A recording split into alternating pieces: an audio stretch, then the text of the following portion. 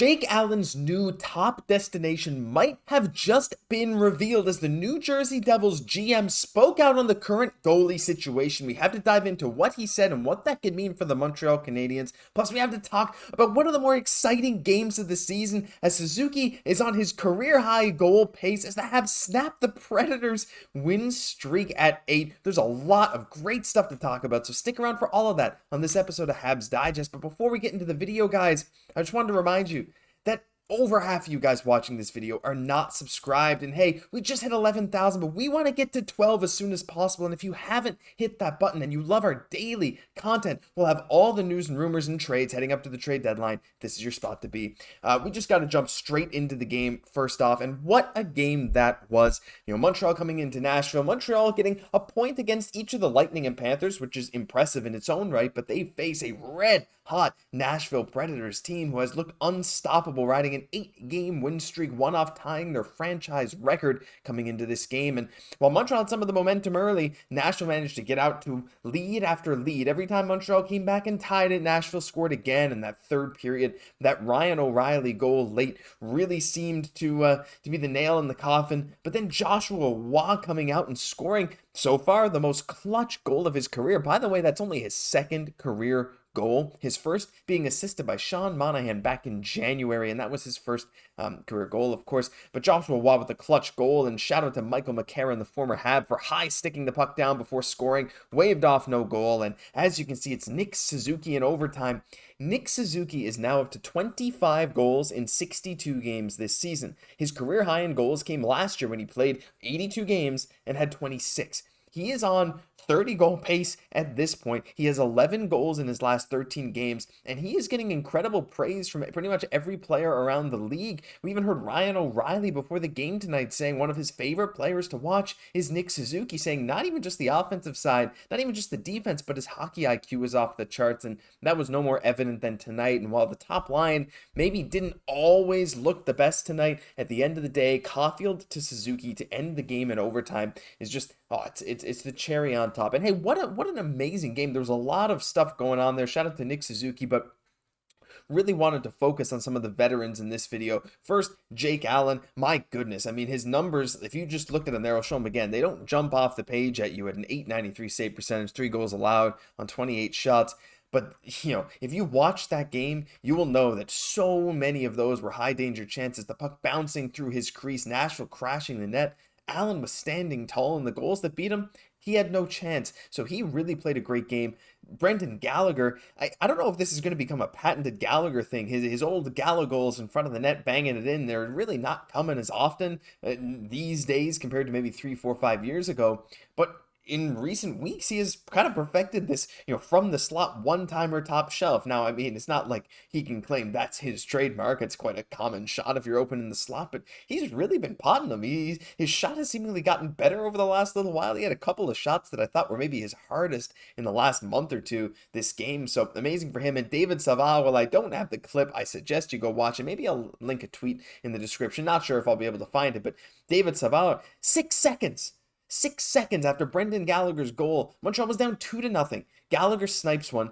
Off the ensuing faceoff, Savard shoots it from center ice, off the glass, takes a wicked bounce, and just goes in. Saros is behind the net, ready to play the puck. One of the more fortunate goals the Habs will get this season. I think the only one that rivals that is the Kovacevic goal when the Tampa Bay Lightning Arena was playing music. That 2 absolutely wild goals for the Habs this season. But hey, they came out of this with a win, and while a lot of fans are saying, hey, this stretch of games is great for the Habs because they'll get a better draft pick, like they were saying on the broadcast, they were saying that basically, the players are going to get sick of losing. They don't want to play to, just go out there and try and develop. They want to win. And a game like that against the league's hottest team, arguably, the Habs can go in and beat them in overtime, coming back from a 2-goal deficit down 2-0, reversing the fortune of their last 2 games.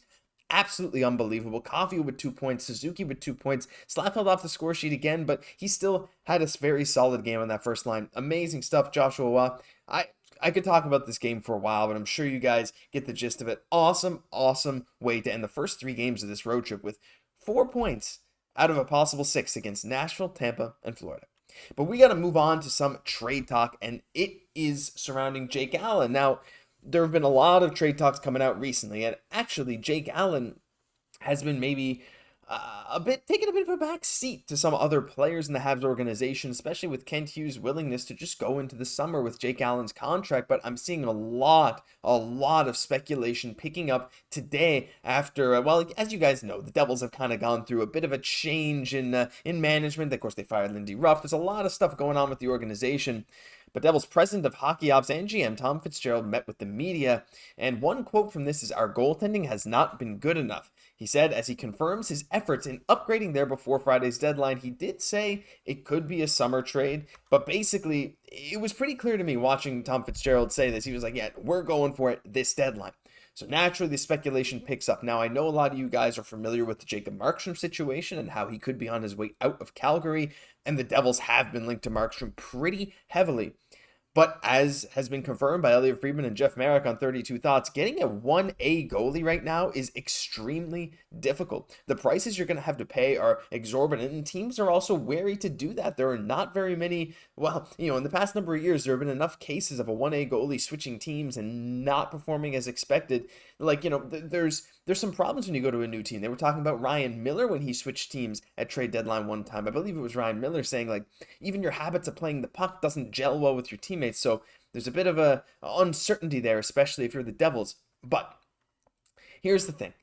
If Jacob Markstrom becomes too much of a burden to get, if the Flames are asking for too much, or the Devils have their own concerns about giving up a lot for Markstrom, who you never know if he's going to be a good fit, even though he's a fantastic goaltender, you need something. And you need a sure thing.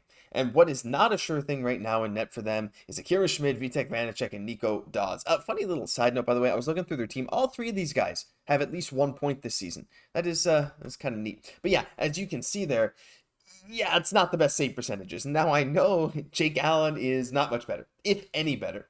However, Jake Allen is a known commodity, and the Devils' defense, while not great, I feel like is better than maybe some people are giving them credit for. Like, I feel like these save percentage, they fall squarely, not squarely, but a lot more on the goalies than they do on the defense. And like, again, the defense is not doing them any favors necessarily, but I don't think they're near like the worst in the league or anything, though I could be wrong, could be proven wrong with advanced metrics. The general consensus is it's the New Jersey Devils goalies. They're not able to keep pucks out of the net, and they are losing them games. And that's basically a fact. Jake Allen, he is a known commodity, and I think that him going to New Jersey makes a decent bit of sense because it'll give them a little bit of stability.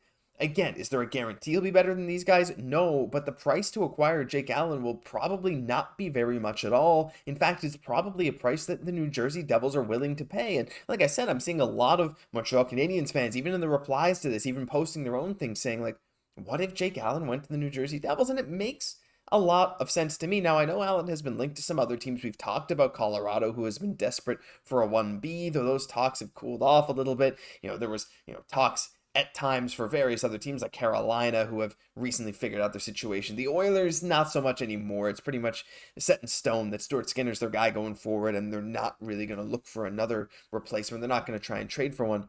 But New Jersey, it's a team that we've talked about from the beginning. It's a team that desperately needs some help in net. They need a guy who they know is going to be, at the very least, solid for them going forward. And if anything, it's just a change in scenery for Allen. It's a new team with some exciting players as well, and it won't be expensive to acquire him. So that's kind of the running theory right now. If Jake Allen is to get moved, my personal opinion is that New Jersey is currently the front runner, but I would love to hear what you guys think. Do you think New Jersey is now the front runner for Allen based on Tom Fitzgerald's comments? And do you think this could get done before the deadline? Maybe not at the deadline, maybe in the offseason, who knows? But it sure seems to me like all the puzzle pieces are starting to fall into place. But that'll do it for this episode of Habs Digest. If you enjoyed, leave a like, comment, subscribe to the channel. We're on the road to 12,000, and we would love to hit that very, very soon. So if you haven't hit that button, hit it now. We'd really appreciate it. I've been your host, Josh Gosse. I'll catch you in the next one.